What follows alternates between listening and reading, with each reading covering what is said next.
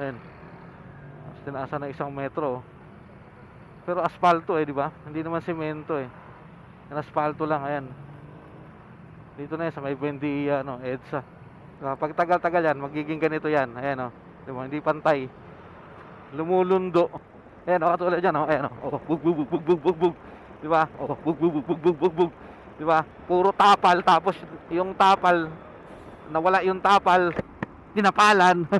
Kala mo may hams na Tapos ang tagtag pa. Ayan katulad ito, hindi pantay Oink! Di ba? Oink! Di ba? Ayun, ito inaspalto. Kapal ayun bagong asfalto. Yan na ba yung pagka-rehab nila? Ayun Akala ko kasi sisementuhin Kasi rehab di ba? Rehab. Ano rin, babakbakin tapos sisementuhin ng bago gano'n So ano lang pala, ina-asfalto. Tama ba ako?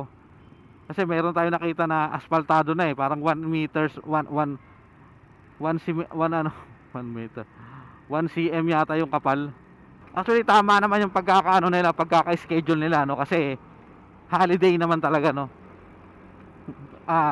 medyo konti yung sasakyan ngayon kasi siyempre nakabakasyon yung iba.